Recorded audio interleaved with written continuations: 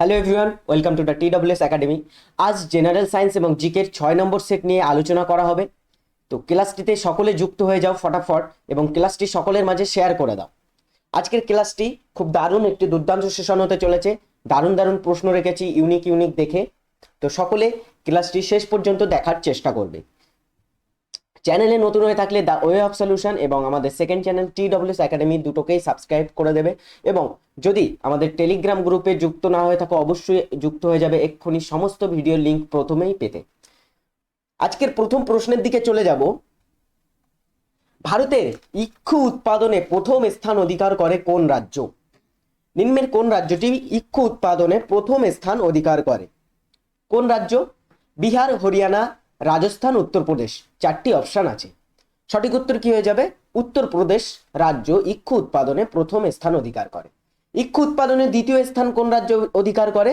সেটি হচ্ছে মহারাষ্ট্র।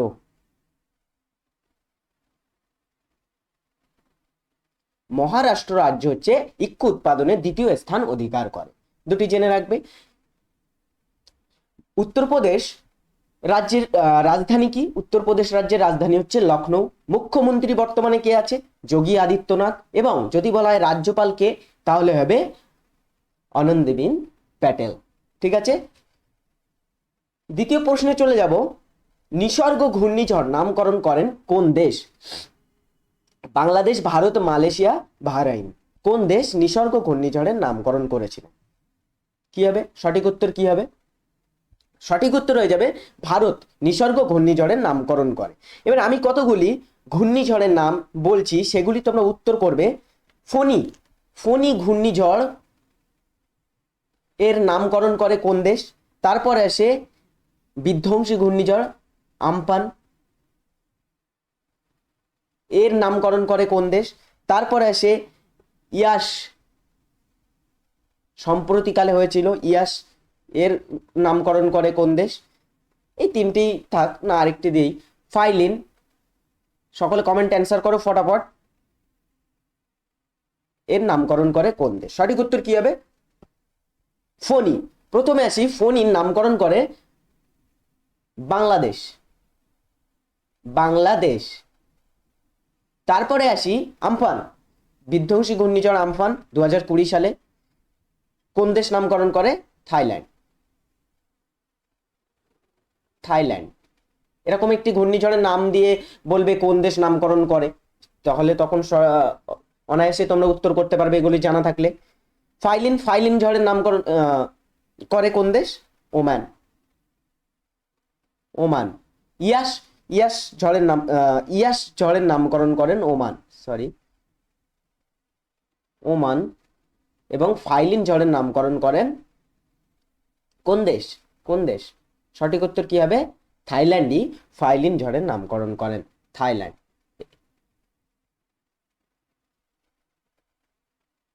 ঠিক আছে, 4টি জেনে রাখো। পরবর্তী প্রশ্নে চলে যাব। কাভাদিয়াট্টাম, কোলাট্টাম, কুম্মি প্রভৃতি লোকনৃত্যের উদ্ভব কোন রাজ্যে? প্রভৃতি লোকনৃত্যের উদ্ভব কোন রাজ্যে? ধ্রুপদী নৃত্য নয়। ভারতে কতগুলি ধ্রুপদী নৃত্য আছে? ভারতে মোট 8টি ধ্রুপদী নৃত্য আছে। ঠিক আছে, 8টি ধ্রুপদী নৃত্য সম্পর্কে নিশ্চয়ই আলোচনা করব। এখানে উত্তর করো, কাভাদিয়াট্টাম, কোলাট্টাম, কুম্মি প্রভৃতি লোকনৃত্যের উদ্ভব কোন রাজ্যে? তামিলনাড়ু, গুজরাট, কর্ণাটক, কেরল। কোন রাজ্যে? সঠিক উত্তর কি হবে? তামিলনাড়ু রাজ্যে এই লোকনৃত্যগুলির উদ্ভব। পশ্চিমবঙ্গে কতগুলি লোকনৃত্য আছে? কতগুলি বিখ্যাত লোকনৃত্য, সেগুলি কি? ছৌ নাচ, পুরুলিয়ার ছৌ নাচ, বাউল, সাঁওতালি নৃত্য, গাজন প্রভৃতি হচ্ছে পশ্চিমবঙ্গের কিছু লোকনৃত্য। এবারে 8টি যে ধ্রুপদী নৃত্য আছে সেগুলি কি কি? ভারতনাট্যম কোন রাজ্যের? তামিলনাড়ু রাজ্যের। কত্থক কোন রাজ্যের? উত্তরপ্রদেশ রাজ্যের। উড়িষ্যি কোন রাজ্যের? উড়িষ্যা রাজ্যের। সত্রিয় কোন রাজ্যের? অসম রাজ্যের। মোহিনী আট্টম 5 নম্বর, মোহিনী আট্টম কোন রাজ্যের? কেরল। কুচিপুড়ি কোন রাজ্যের? অন্ধ্রপ্রদেশ। কথাকলি কেরল। মণিপুরি মণিপুর রাজ্যের। এখানে শুধুমাত্র কেরলে 2টি ধ্রুপদী নৃত্য আছে, সেটি হচ্ছে মোহিনীঅট্টম এবং কথাকলি। ঠিক আছে, এই 8টি হচ্ছে ভারতের ধ্রুপদী নৃত্য। 8টি মুখস্থ রাখা উচিত, 8টি মুখস্থ রাখা উচিত, খুবই ইম্পর্টেন্ট, ভেরি ভেরি ইম্পর্টেন্ট। এই 8টি। দার্জিলিং হিমালয়ান রেলওয়ে কত খ্রিস্টাব্দে ইউনেস্কো ওয়ার্ল্ড হেরিটেজ সাইটের স্বীকৃতি পায়? দার্জিলিং হিমালয়ান রেলওয়ে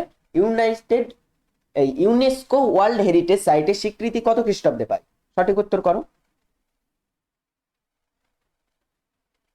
সঠিক উত্তর হয়ে যাবে অপশন সি, 1999 সালে ইউনেস্কো ওয়ার্ল্ড হেরিটেজ সাইটের স্বীকৃতি পায়।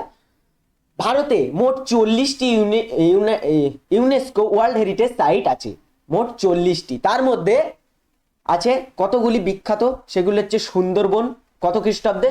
1987 খ্রিস্টাব্দে সুন্দরবন জাতীয় উদ্যান ইউনেস্কো ওয়ার্ল্ড হেরিটেজ সাইটের স্বীকৃতি পায়। তারপরে কাজিরাঙা, কাজিরাঙা অসমের কত সালে? 1985 সালে। তাজমহল, তাজমহল কত সালে? 1983 সালে। রানী কি ভাব 2014 সালে। ধোলাভিরা হরপ্পান একটি সাইট 2021 সালে সম্প্রতি ইউনেস্কো ওয়ার্ল্ড হেরিটেজ সাইটের স্বীকৃতি পেয়েছে। তাহলে এখানে সঠিক উত্তর কি হয়ে যাবে? দার্জিলিং হিমালয়ান রেলওয়ে 1999 সালে, নোট করে রাখবে। সুভাষচন্দ্র বসু কত সালে জন্মগ্রহণ করেন? সুভাষচন্দ্র বসু কত সালে জন্মগ্রহণ করে? কত সালে? আমরা 23শে জানুয়ারি তার জন্মদিন পালন করে থাকি। Easy question. তাহলে তিনি কত খ্রিস্টাব্দে 23শে জানুয়ারি জন্মগ্রহণ করেন? সঠিক উত্তর কি হয়ে যাবে? অপশন বি, 1997 সালে জন্মগ্রহণ করেন। কোথায়? কটক, উড়িষ্যার কটক। সহজ প্রশ্ন, ছোটবেলা থেকে পড়ে আসছি। পরবর্তী প্রশ্নে চলে যাবে। অনেকে বলে যে এত সহজ প্রশ্ন কেন করাচ্ছেন? আরে পরীক্ষায় সহজ প্রশ্নই আসে, কঠিন আসে না, সহজ প্রশ্নই আসে পরীক্ষায়। পদ্মাবতী কাব্যটি কে রচনা করেছিলেন? পদ্মাবতী কাব্যটি রচনা করেন কে? চণ্ডীদাস, সৈয়দ আলাওয়াল, জৈনুদ্দিন, জয়দেব। কে? পদ্মাবতী। সৈয়দ আলাওয়াল রচনা করেন পদ্মাবতী কাব্যটি। পদ্মাবতী কাব্যটির যে রচয়িতা সৈয়দ আলাওয়াল, তিনি ছিলেন একজন মধ্যযুগের একজন কবি, মধ্যযুগের কবি বা লেখক একজন। ঠিক আছে, বাংলা সাহিত্যের একজন মধ্যযুগের লেখক হচ্ছেন সৈয়দ আলাওয়াল। পরবর্তী প্রশ্নে চলে যাব। পরাধীন ভারতের শেষ ভাইসরয় কে ছিলেন? পরাধীন ভারতের শেষ ভাইসরয় কে ছিলেন? সঠিক উত্তর করো কমেন্টে। পরাধীন ভারতের প্রথম ভাইসরয় কে ছিলেন? পরাধীন ভারতের প্রথম লর্ড ক্যানিং হচ্ছে প্রথম, বা তিনি পরাধীন ভারতের শেষ গভর্নর জেনারেল বা প্রথম ভাইসরয় ছিলেন। এবার যদি বলা হয় পরাধীন ভারতের শেষ ভাইসরয় কে, তাহলে সঠিক উত্তর হয়ে যাচ্ছে এখানে লর্ড মাউন্টব্যাটেন, বা তিনি প্রথম স্বাধীন ভারতের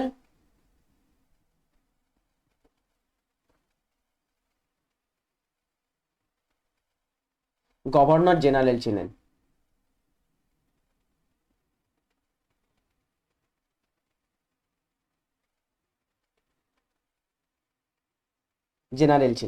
তাহলে সঠিক উত্তর হয়ে যাচ্ছে এখানে লর্ড মাউন্টব্যাটেন। ভারতীয় সংবিধানে কত সালে মৌলিক কর্তব্যগুলি লিপিবদ্ধ করা হয়? কত সালে ভারতীয় সংবিধানে মৌলিক কর্তব্যগুলি লিপিবদ্ধ করা হয়? সঠিক উত্তর কি হয়ে যাবে? যারা ক্লাসটিতে যুক্ত হচ্ছে সকলকে থ্যাংক ইউ। ক্লাসটিতে একটি করে সকলে লাইক করে দেবে এবং চ্যাটটি ক্লোজ করে একটি করে লাইক করে দেবে, এবং যদি চ্যানেলে নতুন হয়ে থাকে অবশ্যই সাবস্ক্রাইব করে রাখবে আমাদের চ্যানেলটিকে। এই ধরনের ভিডিও যদি তোমাদের হেল্পফুল হয়ে থাকে অবশ্যই জানাতে ভুলবে না কমেন্ট করে আমাদের ভিডিওটিতে। সকলকে থ্যাংক ইউ যারা উত্তর করছো, সঠিক উত্তর থ্যাংক ইউ। এখানে সঠিক উত্তর কি হয়ে যাবে? 1976 সালে ভারতীয় সংবিধানে মৌলিক কর্তব্যগুলি লিপিবদ্ধ হয়। কততম সংবিধান সংশোধনের মাধ্যমে প্রশ্ন থেকেই যায়। সঠিক উত্তর কি হবে এখানে দেখে নেব। 1976 সালের সংবিধানের 42তম সংশোধনীতে মৌলিক কর্তব্যগুলি অন্তর্ভুক্ত করা হয়। সংবিধানের 51 ধারায় 10টি মৌলিক কর্তব্য যুক্ত করা হয়েছে। এখানে প্রশ্ন আসতে পারে যে সংবিধানের কত নম্বর ধারায় মৌলিক কর্তব্যগুলিকে সম্পর্কে আলোচনা করা হয়েছে। সঠিক উত্তর কি হবে? 51 ধারায়। ঠিক আছে, সঠিক উত্তর হয়ে যাবে। মৌলিক কর্তব্যগুলি 4th অধ্যায়ের অন্তর্ভুক্ত, এটিও একটি ইম্পর্টেন্ট, ভেরি ইম্পর্টেন্ট। তারপরে আসে 2002 সালে 86তম সংবিধান সংশোধনীর মাধ্যমে একটি মৌলিক কর্তব্য যুক্ত করা হয়। তাহলে প্রথমে ছিল 10টি, তারপরে 1986 সালে এই 2002 সালে 86তম সংবিধান সংশোধনীর মাধ্যমে একটি যুক্ত করা হয়। বর্তমানে 11টি মৌলিক কর্তব্য ভারতীয় সংবিধানে বর্তমান আছে। সঠিক উত্তর কি হয়ে যাচ্ছে এখানে? 1976 সালে 42তম সংবিধান সংশোধনীর মাধ্যমে। মন্ত্রী পরিষদের সদস্যদের নাম মনোনীত করেন কে? রাষ্ট্রপতি, স্পিকার, প্রধানমন্ত্রী, বিরোধী দলনেতা। কে মন্ত্রী পরিষদের সদস্যদের নাম মনোনীত করেন? মনে রাখবে, মন্ত্রী পরিষদের সদস্যদের নাম মনোনীত করেন প্রধানমন্ত্রী। তিনি নাম মনোনীত করেন এবং নিয়োগ করে থাকেন কে, বা মন্ত্রিসভা গঠন করে থাকেন কে? রাষ্ট্রপতি। 75 নম্বর 75 নম্বর ধারা অনুসারে কেন্দ্রীয় মন্ত্রিসভা গঠন করা, রাষ্ট্রপতি দ্বারা প্রধানমন্ত্রী ও অন্যান্য মন্ত্রীদের নিয়োগ করা 75 নম্বর ধারায় উল্লেখ করা হয়েছে। সঠিক উত্তর এখানে কি হবে? প্রধানমন্ত্রী। দুটি সাগর বা মহাসাগরের মধ্যবর্তী ক্ষুদ্র ভূখণ্ডকে কি বলা হয়? দুটি মহাসাগর বা সাগরের মধ্যবর্তী যে ক্ষুদ্র ভূখণ্ড থাকে তাকে কি বলা হয়? যোজক বলা হয়। যোজক বলা হয়। যেমন পানামা যোজক, বিখ্যাত পানামা যোজক।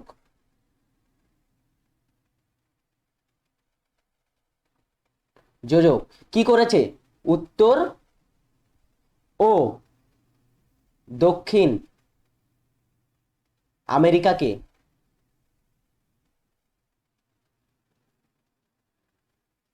আমেরিকা যুক্ত করেছে।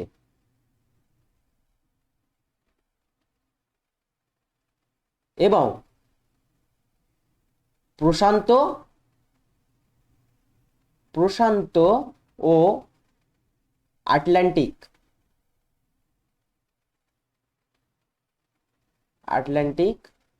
মহাসাগরকে কি করেছে?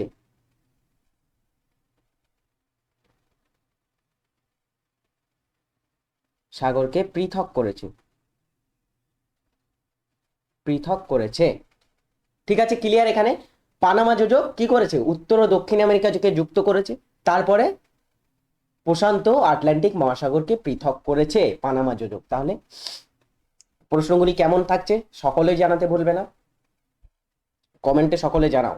পানামা যোজক এখানে সঠিক উত্তর হবে যোজক। কোন দেশ সবচেয়ে বেশিবার ওয়ার্ল্ড কাপ ফুটবল চ্যাম্পিয়ন হয়েছে? ফুটবল বিশ্বকাপ চ্যাম্পিয়ন হয়েছে কোন দেশ সবচেয়ে বেশিবার? একটি ইজি প্রশ্ন। সঠিক উত্তর কি হয়ে যাবে? ব্রাজিল। কতবার? 5 বার। লাস্ট কত সালে কোথায় ওয়ার্ল্ড কাপ জয় করে? 2002 সালে জাপান ও কোরিয়া ওয়ার্ল্ড কাপে। জাপান কোরিয়া ওয়ার্ল্ড কাপে শেষবার জয় করে ব্রাজিল। তার এখানে যদি বলা হয় এবারের বিশ্বকাপ জয় করে কোন দেশ? সঠিক উত্তর কি হবে? আর্জেন্টিনা। 2022 সালে তাদের কততম? 3 নম্বর। ঠিক আছে, তাহলে এখানে সঠিক উত্তর হয়ে যাবে ব্রাজিল। সহজ একটি প্রশ্ন ছিল। পোড়া চুনে জল দিয়ে তাপ উৎপন্ন হয়, এখানে শক্তির রূপান্তর হচ্ছে কোন শক্তি থেকে কোন শক্তিতে রূপান্তর হচ্ছে? পারমাণবিক শক্তি থেকে যান্ত্রিক শক্তি, রাসায়নিক শক্তি থেকে শব্দ শক্তি, তাপ শক্তি থেকে রাসায়নিক শক্তি ও রাসায়নিক শক্তি থেকে তাপ শক্তি। সঠিক উত্তর কি হবে? সঠিক উত্তর করো সকলে। আমি যদি বলি পারমাণবিক শক্তি থেকে যান্ত্রিক শক্তিতে রূপান্তর হয় কোথায়? পারমাণবিক বোমাতে।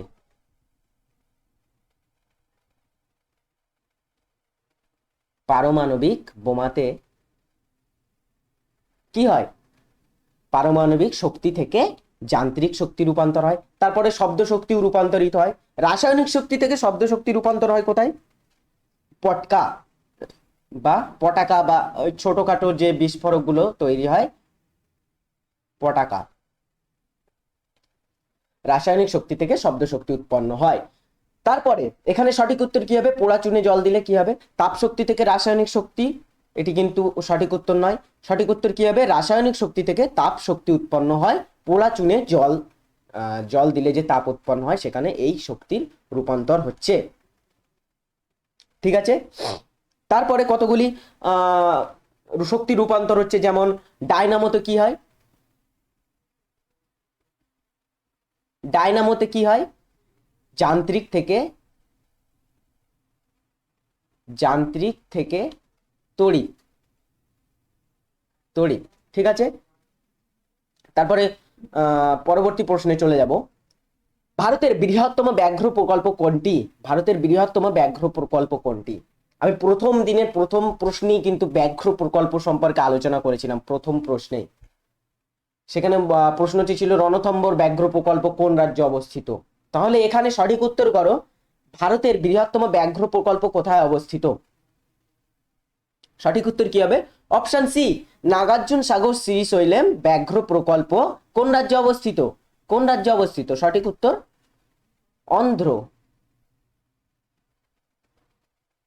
অন্ধ্রপ্রদেশ রাজ্যে অবস্থিত নাগার্জুন সাগর শ্রীশৈলেম ব্যাঘ্র প্রকল্প।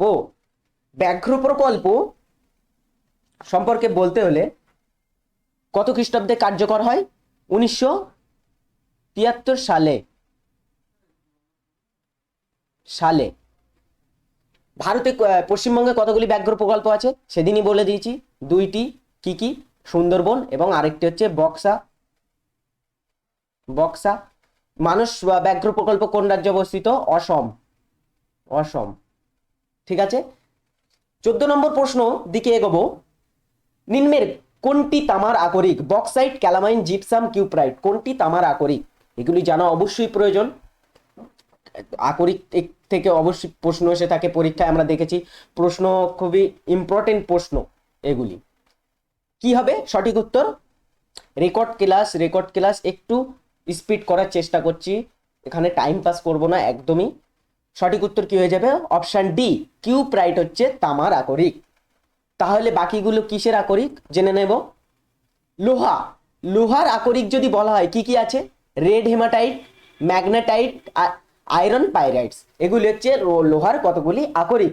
তারপরে অ্যালুমিনিয়াম, বক্সাইট, গিপসাইট, ক্রায়োলাইট প্রভৃতি হচ্ছে অ্যালুমিনিয়ামের আকরিক। জিঙ্কের কিছু আকরিক হচ্ছে কি? জিঙ্ক ব্লেন্ড, ক্যালামাইন, জিঙ্কাইট প্রভৃতি হচ্ছে জিঙ্কের আকরিক। ম্যাগনেসিয়ামের আকরিক যদি বলা হয় কি কি হবে? ম্যাগনেসাইট, ডলোমাইট, কার্নালাইট প্রভৃতি হচ্ছে ম্যাগনেসিয়ামের আকরিক। তামার আকরিক এখানে কি বলা হয়েছে? কিউপ্রাইট হচ্ছে তামার আকরিক। সঠিক উত্তর হবে কিউপ্রাইট। তামার আকরিক কি কি? কিউপ্রাইট, কপার গ্লান্স, কপার পাইরাইটস প্রমুখ হচ্ছে প্রভৃতি হচ্ছে তামার প্রধান আকরিক। পরবর্তী প্রশ্নে চলে যাব। সম্মিলিত জাতিপুঞ্জের বর্তমান মহাসচিব হলেন কে? সঠিক উত্তর কি হয়ে যাবে? অপশন সি, অ্যান্টনিও গুতেরেস হচ্ছে সম্মিলিত জাতিপুঞ্জ বা ইউএন এর বর্তমান মহাসচিব। ইউএন সম্পর্কে কিছু তথ্য জেনে নেব। ইউএন প্রতিষ্ঠিত হয় 24শে অক্টোবর 1945 সালে। 24শে অক্টোবর 1945 সালে ইউনাইটেড নেশন অর্গানাইজেশন এস্টাবলিশ হয়। সদর দপ্তর কোথায়?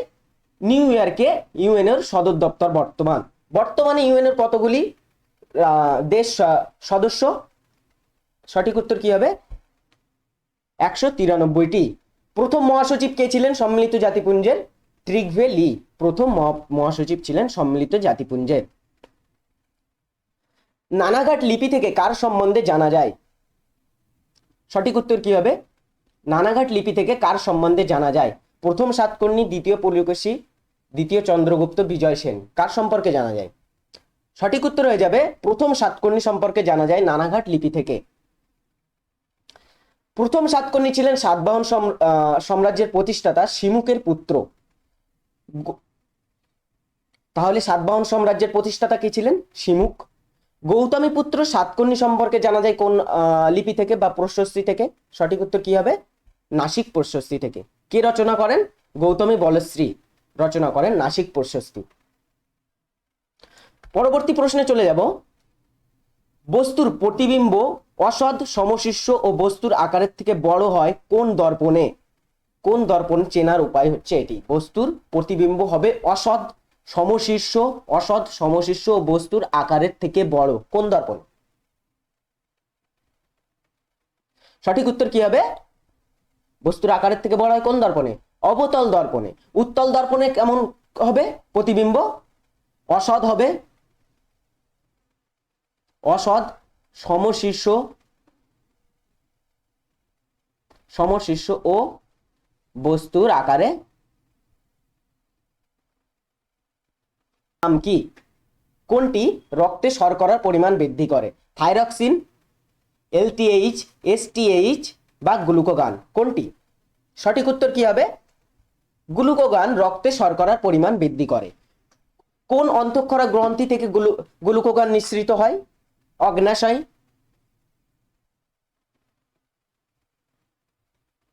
অগ্নাশয় গ্রন্থ থেকে গ্লুকোগান নিঃসৃত হয়। অগ্নাশয়ের আলফা কোষ থেকে, আলফা আলফা কোষ থেকে মনে করো গ্লুকোগান নিঃসৃত হয়। আর যদি বলা হয় অগ্নাশয়ের আরেকটি হরমোন নিঃসৃত হয় কি? ইনসুলিন। ইনসুলিন নিঃসৃত হয় অগ্নাশয়ের বিটা কোষ থেকে। তাহলে এখানে সঠিক উত্তর হয়ে যাবে অপশন ডি, গ্লুকোগান নিঃসৃত হয় অগ্নাশয় গ্রন্থি থেকে এবং এটি রক্তে শর্করার পরিমাণ বৃদ্ধি করে থাকে। কিসকোগ্রাফ এর দ্বারা পরিমাপ করা হয় কি? এই যন্ত্রটির সাহায্যে কি পরিমাপ করা হয়? সঠিক উত্তর কি হবে? অপশন সি, উদ্ভিদের বৃদ্ধি পরিমাপ করা হয় ক্রিস্কোগ্রাফ যন্ত্রের সাহায্যে। তথ্য জেনে রাখো, আবিষ্কার করেন ক্রিস্কোগ্রাফ গ্রন্থকে, এই ক্রিস্কোগ্রাফ যন্ত্রটি আবিষ্কার করেন কে? আচার্য জগদীশ চন্দ্র বসু ক্রিস্কোগ্রাফ যন্ত্রটি আবিষ্কার করেন। এই ছিল আজকের 20টি প্রশ্ন। কেমন লাগলো সেশনটি জানাতে ভুলবে না অবশ্যই, এবং আমাদের চ্যানেলতে নতুন হয়ে থাকলে অবশ্যই সাবস্ক্রাইব করে দেবে এবং টেলিগ্রাম গ্রুপে যুক্ত হতে ভুলবে না। সমস্ত ভিডিও লিঙ্ক সেখানে প্রোভাইড করা হয়ে থাকে, সকলে যুক্ত হয়ে যাবে। থ্যাংক ইউ ক্লাসটি দেখার জন্য। টাটা।